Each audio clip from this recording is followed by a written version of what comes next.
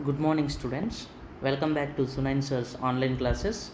In this video, I am going to explain you electric current chapter part 2. The topics which I am going to cover in this part 2 are EMF, Ohm's law, and very important question, lab activity to prove Ohm's law, and then electric shock, and finally resistance and what are the factors affecting the resistance. So first let us see what is EMF. EMF is nothing but work done by chemical force on a single negative charge to move it from positive terminal to negative terminal is called EMF. EMF is nothing but voltage. It is equivalent to voltage in all aspects except that EMF is defined for power sources like battery, generator, etc.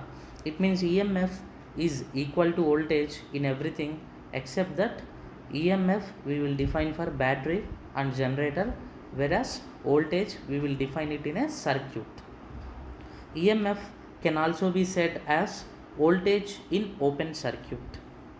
It is measured by using voltmeter, and remember that voltmeter should be always connected in parallel.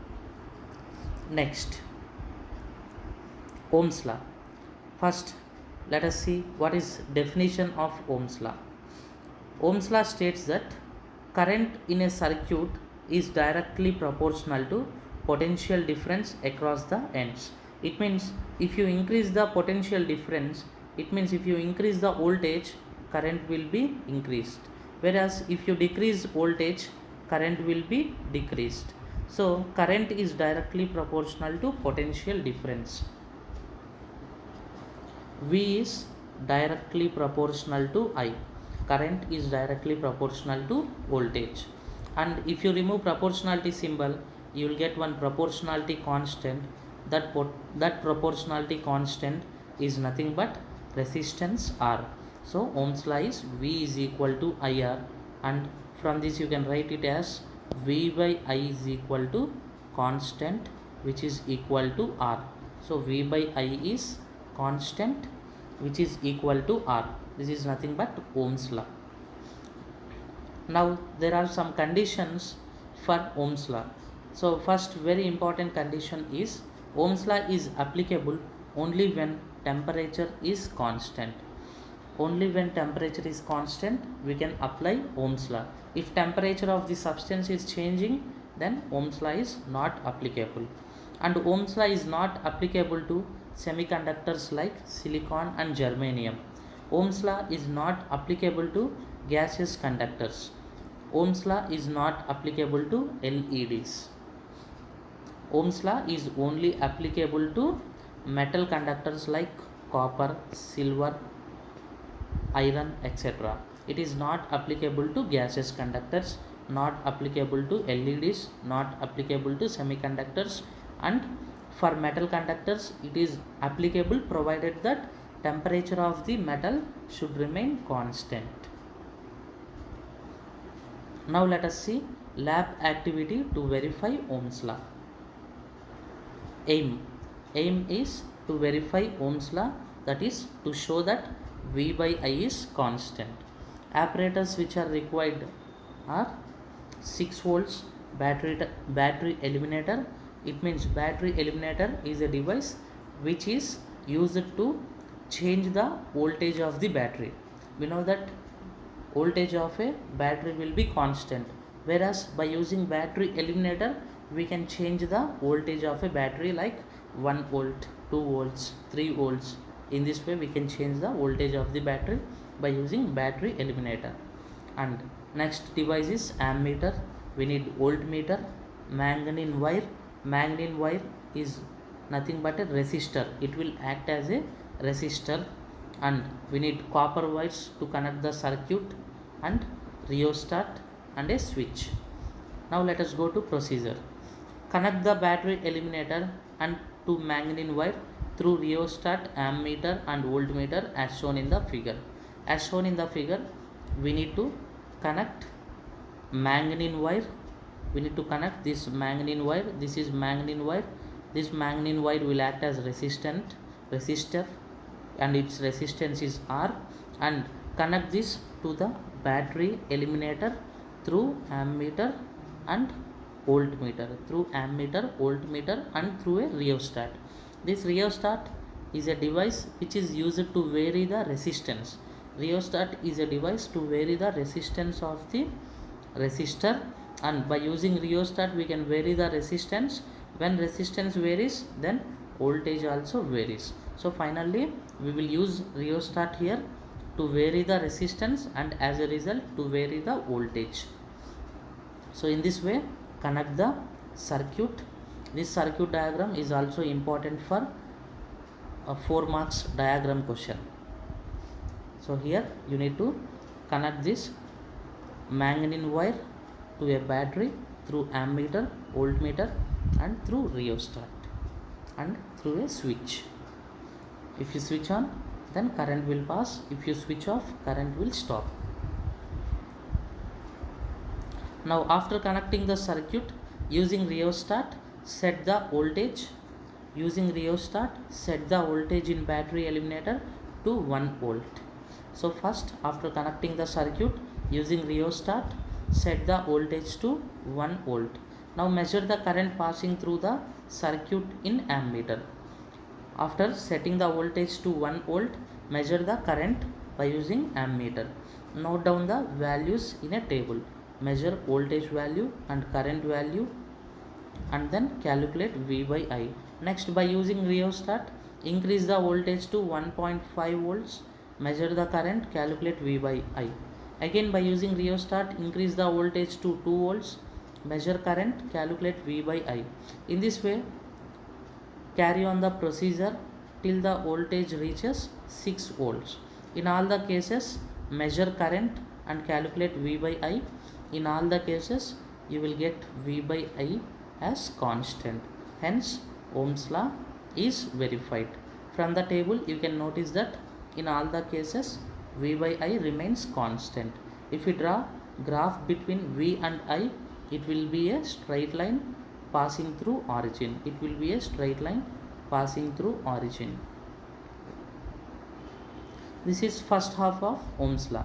We have another half, that is to show that V by I is not constant in LED type conductors. So first what we need to do is, we need to perform the same experiment with LED instead of manganese wire.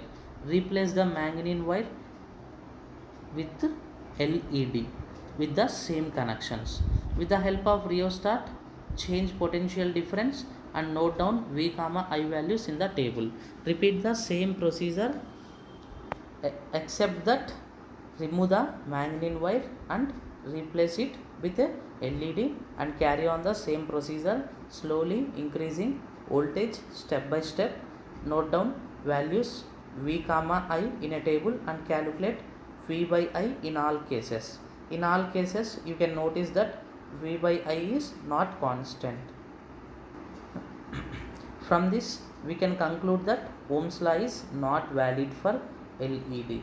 So if we draw graph between V and I, it will be a curve instead of a straight line.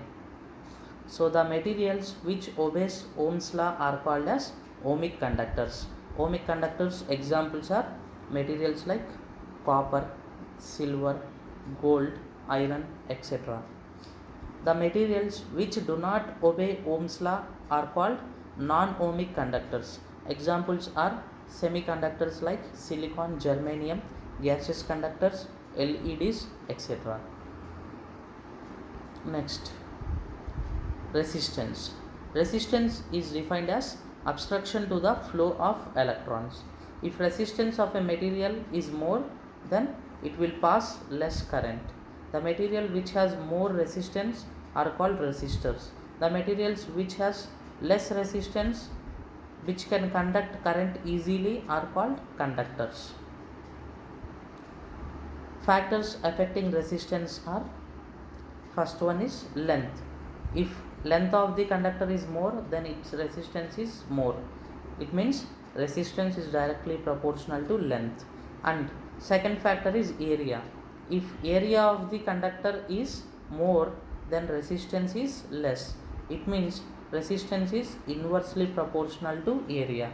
So from these two equations we can write that R is directly proportional to L by A. So resistance is directly proportional to length and inversely proportional to area.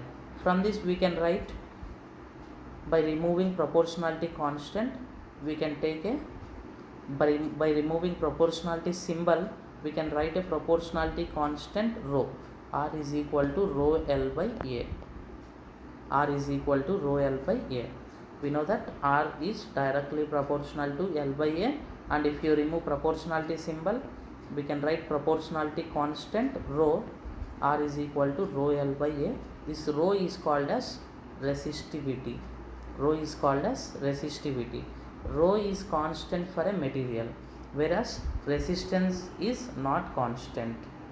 So resistance also depends on nature of the material. It means if you take copper, its resistance is less, whereas if you take rubber or plastic or any other organic carbon compounds, if you take, it will have high resistance. So it depends on nature of the material. And resistance also depends on temperature. If temperature is more, then resistance is more. If temperature is less, then resistance is less. Resistance is also directly proportional to temperature. Resistivity.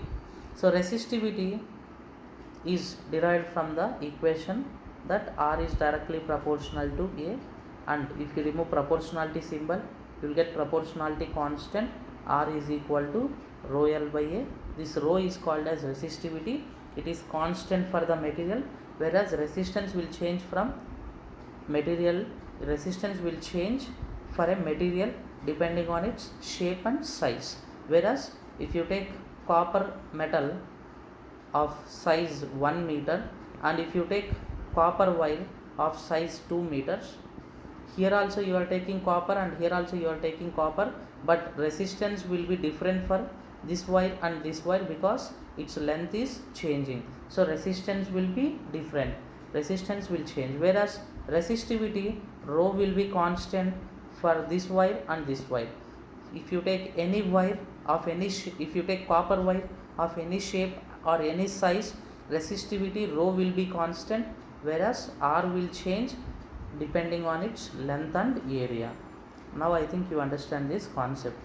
So resistivity rho is R is equal to rho L by A, and from this rho is equal to resistivity rho is equal to R A by L, and units of resistance is ohms. So units of resistivity is ohm into units of area is meter square by units of length is meter. So units of resistivity is ohm meter. Ohm meter.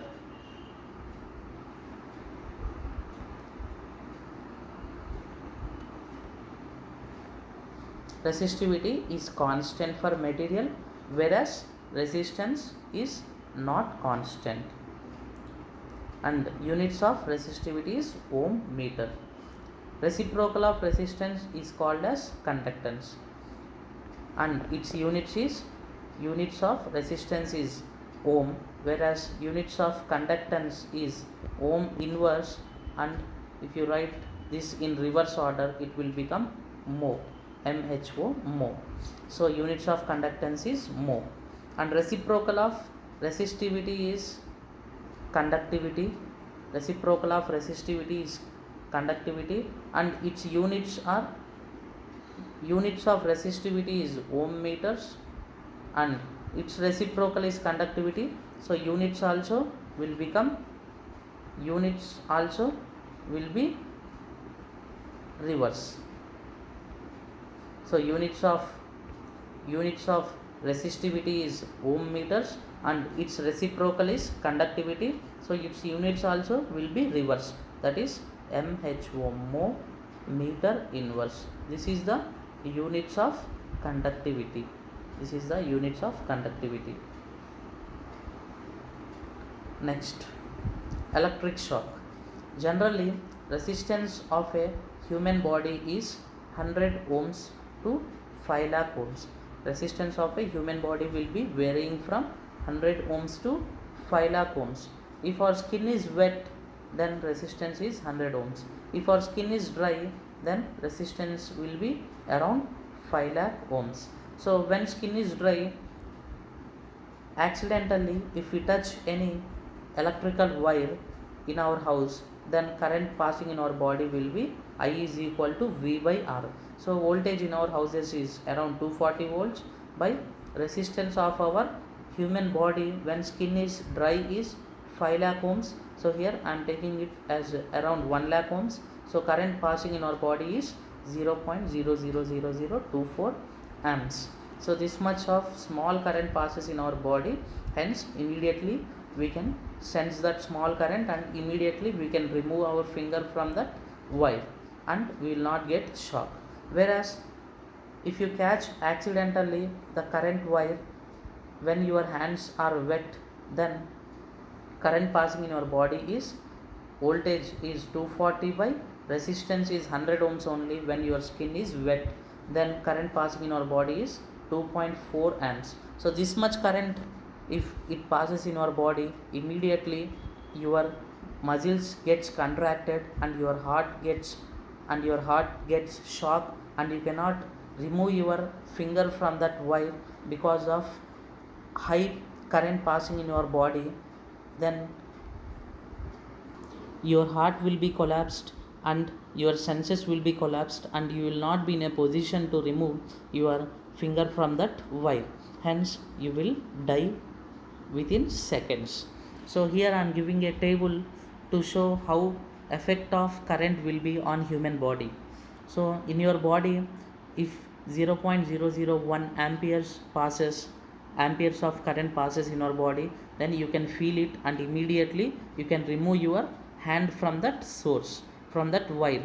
Whereas if 0.005 amperes of current passes, then it will be painful. If 0.01 amperes of current passes, it will cause involuntary muscle contractions and you here from here you will not be in a position to remove your hand from that source. And if 0.015 amps of current passes, then it will cause loss of muscle control, and if it is 0.07 amps, then your heart gets contracted and your heart stops working and you will become fatal. Next, why doesn't a bird get shock? When a bird sits on a single wire, there is no potential difference between the legs of a bird. Here into our houses, current will be transmitted, power will be transmitted through two wires. There will be potential difference between these two wires and this potential difference is 240 volts. It means if this wire is at 0 volts, then this wire will be at 240 volts.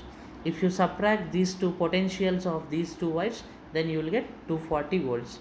Now if a bird sits only on single wire, then there is no potential difference between the legs of the bird. So in order to pass the current, there should be difference in the potential. Without difference in the potential, there will not be any passage of current.